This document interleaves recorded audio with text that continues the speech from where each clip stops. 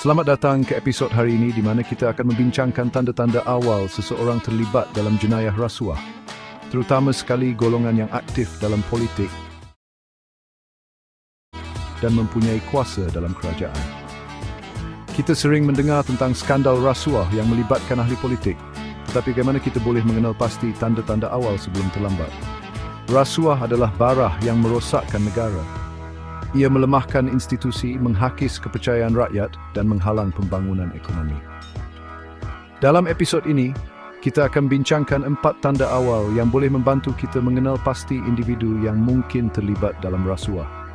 Ingatlah, ini hanyalah tanda-tanda awal dan tidak semestinya menunjukkan kesalahan. Namun, kewaspadaan kita amat penting dalam memerangi rasuah. Marilah kita bersama-sama menjadi wayang prihatin dan bertanggungjawab.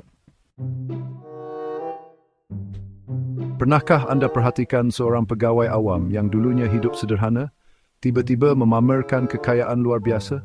Rumah besar, kereta mewah, percutian ke luar negara, semuanya seolah-olah muncul dalam sekelip mata. Inilah yang sering kita lihat sebagai tanda awal rasuah, peningkatan kekayaan yang mendadak dan tidak dapat dijelaskan. Pendapatan mereka sebagai penjawat awam, walaupun lumayan, tidak mungkin mampu menampung gaya hidup mewah mereka. Persoalannya, dari mana datangnya kekayaan ini? Adakah hasil usaha sampingan yang sah? Atau adakah sesuatu yang lebih gelap sedang berlaku? Kita sebagai rakyat berhak untuk mempersoalkan sumber kekayaan mereka. Transparansi dan accountability adalah penting dalam memastikan integriti penjawat awam. Ingat, rasuah bukan sekadar menerima rasuah secara langsung. Ia juga boleh berlaku dalam bentuk penyalahgunaan kuasa untuk kepentingan peribadi, seperti menggunakan kedudukan untuk mendapatkan kontrak kerajaan bagi syarikat keluarga. Penting untuk kita sentiasa peka sesebarang tanda-tanda yang mencurigakan. Jangan biarkan rasuah berluasa dan merosakkan negara kita. Tanda kedua yang perlu diberi perhatian ialah gaya hidup mewah yang tidak sepadan dengan pendapatan. Bayangkan seorang pegawai kerajaan yang gajinya hanya beberapa ribu ringgit sebulan, tetapi mampu menghantar anak-anak ke sekolah antarabangsa yang mahal, memiliki koleksi jam tangan mewah, atau sering dilihat di restoran-restoran ternama. Gaya hidup sebegini menimbulkan persoalan. Adakah pendapatan mereka sebagai penjawat awam mencukupi untuk menampung perbelanjaan mewah ini? Atau adakah sumber pendapatan lain yang disembunyikan, mungkin daripada aktiviti yang tidak sah? Kita perlu ingat, gaya hidup mewah yang keterlaluan boleh menjadi petunjuk kepada aktiviti rasuah. Individu yang terlibat dalam rasuah seringkali cuba untuk menyembunyikan kegiatan mereka dengan mengaburkan sumber kekayaan mereka. Mereka mungkin menggunakan proksi atau orang tengah untuk membeli aset atau menjalankan transaksi kewangan bagi pihak mereka. Ini menjadikan pengesanan aliran wang menjadi lebih sukar. Namun, gaya hidup mewah yang menonjol sukar untuk disembunyikan. Ia menjadi petunjuk awal kepada kemungkinan berlakunya penyelewengan dan penyalahgunaan kuasa. Sebagai rakyat yang prihatin, kita perlu berani untuk mempersoalkan gaya hidup mewah penjawat awam yang mencurigakan. Tanda ketiga yang perlu kita perhatikan ialah hubungan rapat antara individu dalam kerajaan dengan syarikat-syarikat tertentu. Adakah terdapat ahli politik yang kelihatan terlalu mesra dengan syarikat tertentu? Mungkin syarikat tersebut sering mendapat kontrak kerajaan tanpa proses tender yang telus? Atau mungkin terdapat ahli keluarga, ahli politik yang memegang jawatan penting dalam syarikat tersebut. Hubungan rapat seperti ini boleh menjadi petunjuk kepada konflik kepentingan. Apabila kepentingan peribadi dan kepentingan awam bercampur aduk, risiko berlakunya rasuah menjadi lebih tinggi.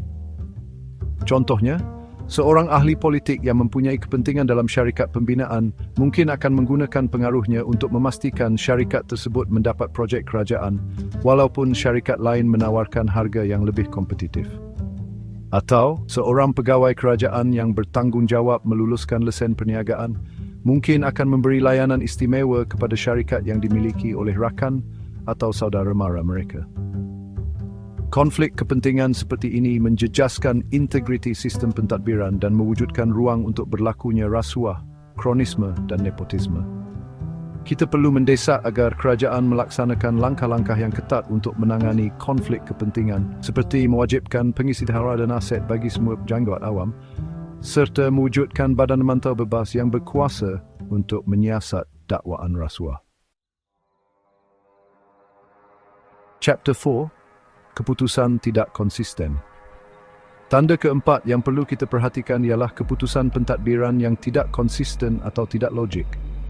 Contohnya, kerajaan mungkin mengumumkan dasar baharu yang kelihatan baik di atas kertas, tetapi pelaksanaannya tidak telus atau tidak adil. Atau kerajaan mungkin memberikan projek pembangunan kepada syarikat yang tidak berpengalaman atau mempunyai rekod prestasi yang buruk, mengabaikan syarikat-syarikat yang lebih layak. Keputusan-keputusan yang tidak konsisten dan tidak logik ini boleh menjadi petunjuk kepada pengaruh rasuah. Mungkin terdapat pihak-pihak tertentu yang melobi atau memberi sogokan untuk mendapatkan keputusan yang memihak kepada mereka, walaupun keputusan tersebut tidak memberi manfaat kepada rakyat. Sebagai contoh, projek pembangunan yang diberikan kepada kroni mungkin akan terbengkalai atau tidak memenuhi piawaian yang ditetapkan kerana syarikat yang dilantik tidak mempunyai kepakaran atau integriti, atau dasar baharu yang dilaksanakan mungkin menguntungkan segelintir pihak sahaja, manakala majoriti rakyat terbeban dengan kos sara hidup yang semakin meningkat.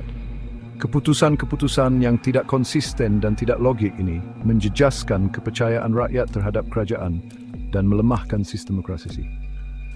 Kita perlu menuntut ketelusan dan accountability dalam setiap keputusan yang dibuat oleh kerajaan. Kita berhak untuk mengetahui bagaimana dan mengapa sesuatu keputusan dibuat dan siapa yang mendapat manfaat daripadanya.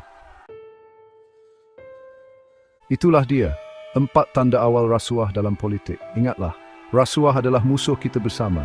Ia merosakkan negara, merugikan rakyat, dan menghancurkan masa depan generasi akan datang. Marilah kita bersama-sama menjadi warga yang prihatin dan bertanggungjawab. Laporkan sebarang aktiviti yang mencurigakan kepada pihak berkuasa. Bersuara menentang rasuah dan ketidakadilan. Hanya dengan kerjasama semua pihak, kita dapat membanteras rasuah dan mewujudkan Malaysia yang lebih bersih, telus dan adil. Terima kasih kerana menonton. Jangan lupa untuk like, komen dan subscribe untuk video informatif seperti ini. Sampai jumpa di episod seterusnya.